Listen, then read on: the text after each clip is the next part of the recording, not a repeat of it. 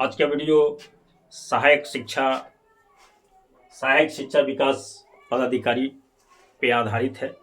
ये इसका एक जैसे आप शब्द शुरू करते हैं, लिखना शुरू करते हैं तो ओ आ आपके समक्ष आता है और ओ आ से ही आप आगे जो है स्टार्ट करते हैं अक्षर ज्ञान।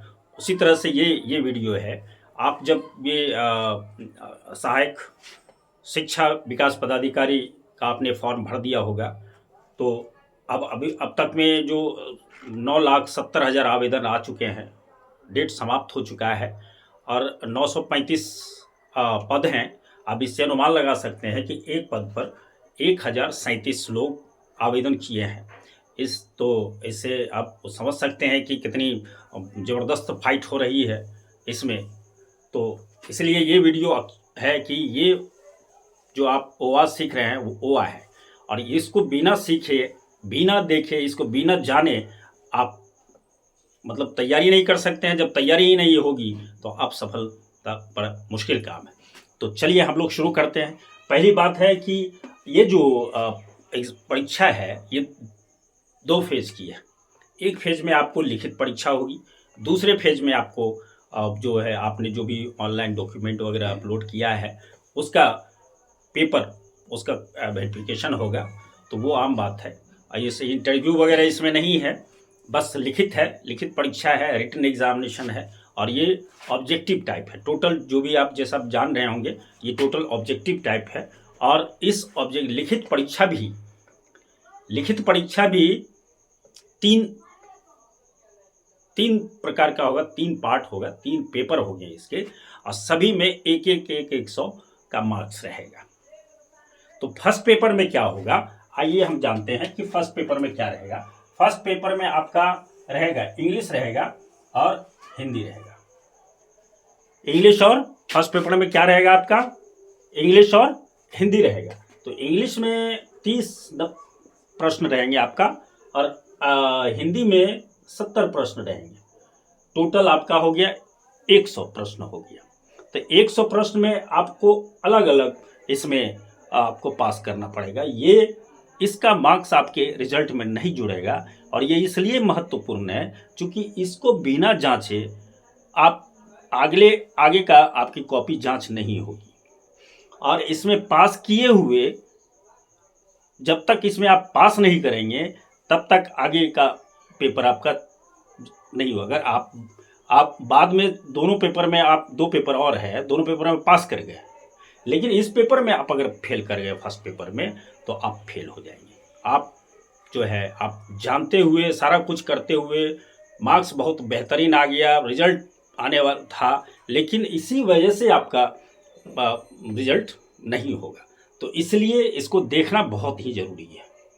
मतलब कहा जाता है देखन में छोटन लगे घाव करे गंभीर, वही बात है, कैंसर है ये।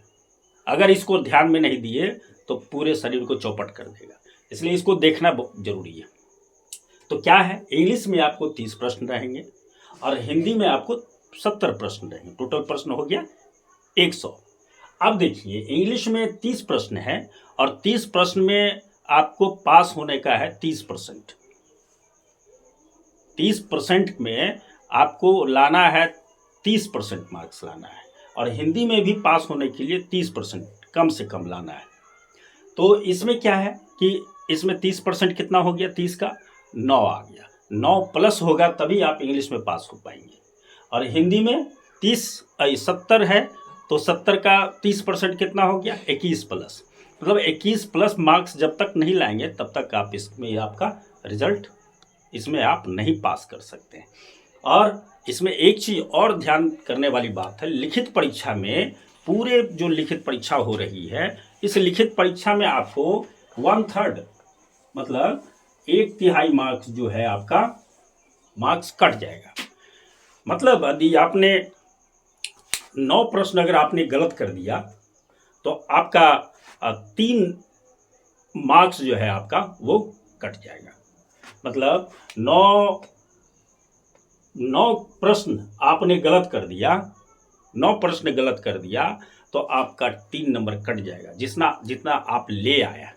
आपका जो जितना मार्क्स आया है टोटल, उसमें से आपको और घाटा ये हो गया नेगेटिव का, इसमें नेगेटिव मार्क्स है और उसमें से आपका ये जो है 3 नंबर घट जाएगा।